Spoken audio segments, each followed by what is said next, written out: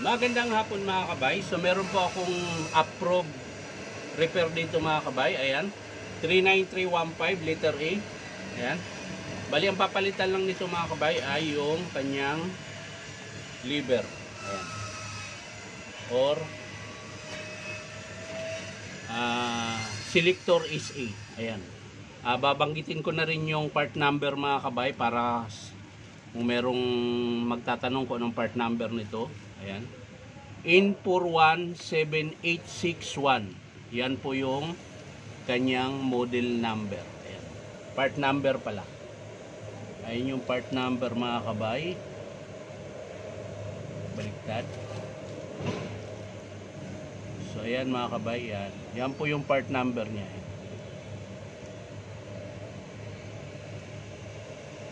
Ayan. Part number, baliktad na. Yan yung hindi baliktad.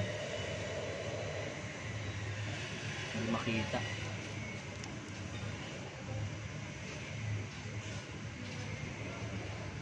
Yan. Tapos, yung spring niya mga kabay. Ayan. Yan po ikakabit natin. Yung spring, saka yung washer. Ayan. At yung kanyang puring.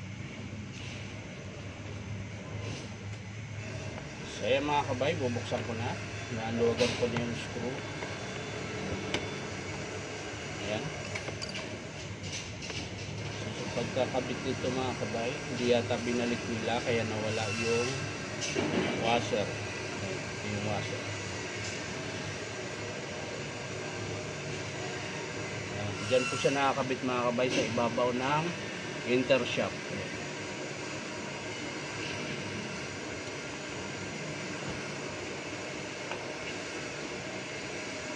Tapos yung spring mga kabay, pagkabit nito, ayan, lalagay mo lang dito. Ayan. Tapos gumamit ka ng long nose, ipitin mo, kakawit mo lang yung kabila. Ayan. So yan na po yun. Ayan.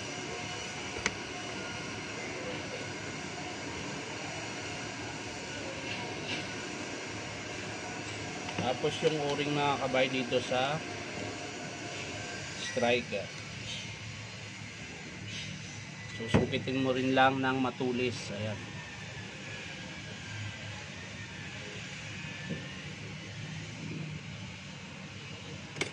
Sa pagkabit, ganun din. Susuksok mo lang. Ayan.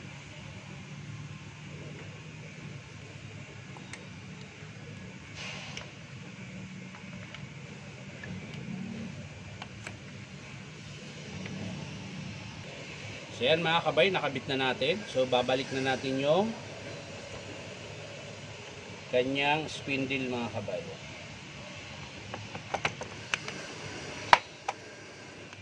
Tapos screw. Yan, balik natin yung screw mga kabay. Panghuli din natin ikabit yung lever mga kabay.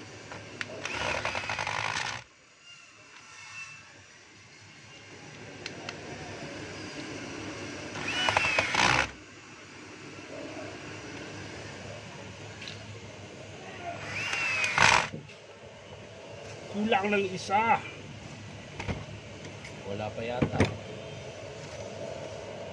Kulang talaga. Yun. So yan mga kabay, nakabit na natin.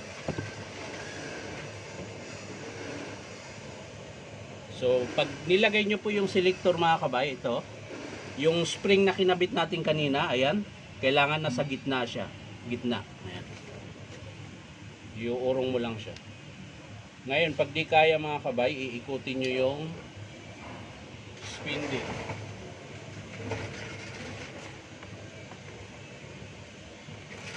Wala pa yung bala. So yan mga kabay, susuksukan nyo lang ng bala para maikot nyo po yung spindle. Para mailagay nyo sa gitna yung spring. Ayan. Kasi hindi siya gagalaw eh.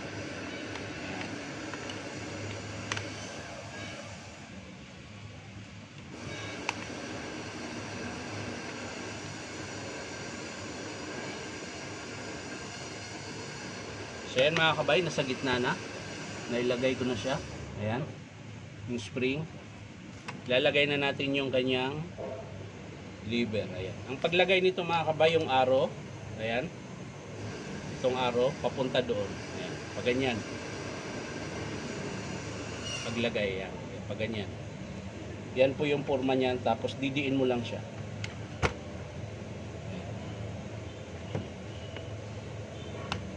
Ayan. Tapos, iikutin nyo pataas. Ayan. Iikutin nyo. Ayan.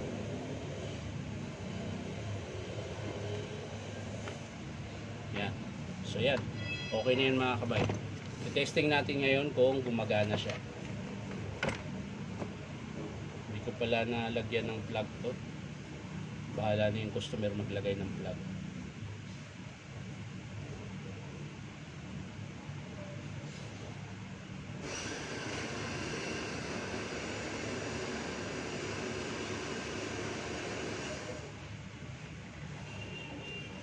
Ayan. Nagalaw.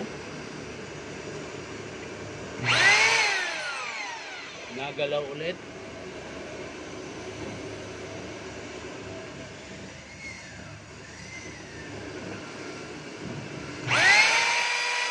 Lagyan natin sa hammer mga kabay.